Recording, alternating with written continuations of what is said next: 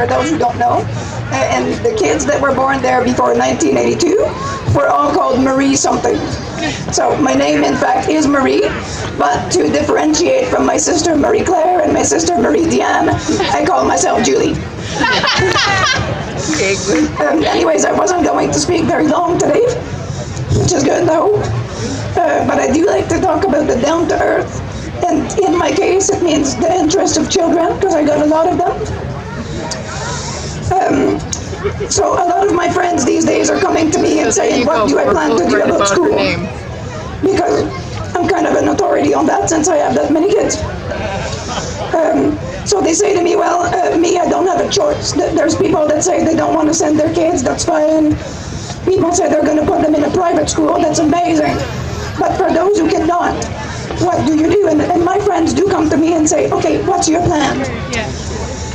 My plan is really simple.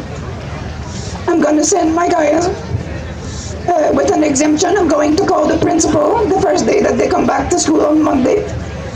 I'm going to tell them what my expectations are as a parent. And we're going to set that line right there. Now, the second step, you can tell your kids, yeah, mommy's going to do this, but mommy's going to do all that mommy does, but baby girl and baby boy have to have the conviction in their heart. So what I really want to talk to you about today is how to have a candid conversation with your kids about what to do and what will happen without frightening the craps out of them, right? So any of you here that have kids ever make a fire emergency exit plan? Lots of people, so you mostly know what I'm talking about. Sit down with your family one time in the next few weeks. Sit and say, okay guys, this is what's happening, this is the reality. You're going to go back to school, and mommy will call the principal, and mommy will provide a letter for exemption, and you will then go into the school without a mask. But if things fail, and this is the important part, this is the important thing that I am here today about, is the candid conversation about what will happen if it goes bad. Yeah. Okay? Nobody wants to say that to their kids, but we tell little teeny kids, like I said last week, about sexual abuse and how to avoid it, right? The same applies to school. You're going to sit your kids down if you want to have that conversation and say, listen, you are going to probably be okay at school without your mask, but if it doesn't happen like that, the nurse will come and talk to you. Anytime that anybody says whatever to you that you don't want to hear, walk away. Anytime that somebody wants to touch your body, even to take your temperature, you're going to say, no, don't touch me. And if a person wants you to do anything that has to do with putting on a mask, getting a shot, getting taken somewhere, you stay the same. Don't touch my body, you don't have the right. And this, even my 5-year-old knows how to say that, okay? It's really simple. The kids just got to understand what the importance of it is, because it's very important. Lastly, don't be afraid to tell your child if something is really wrong, get out and run and come home. Call mommy, find the phone. My kids personally all have a cell phone.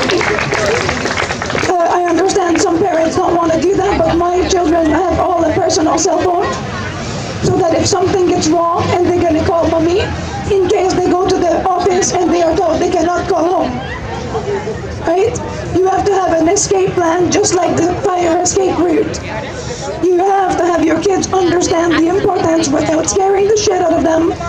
You have to let them know precisely what they have to do. They have to be able to come to that conclusion by themselves if they are in that situation.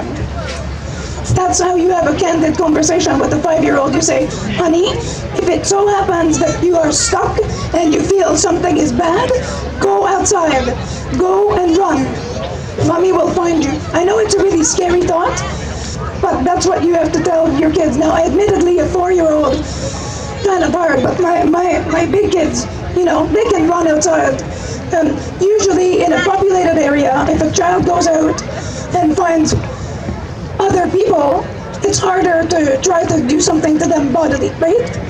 So do enforce in your home, do make sure that children understand.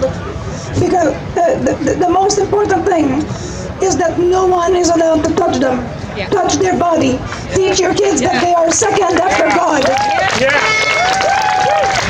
And don't forget, anything that you sit and talk to your kids candidly about with an open mind, they are likely to understand very well.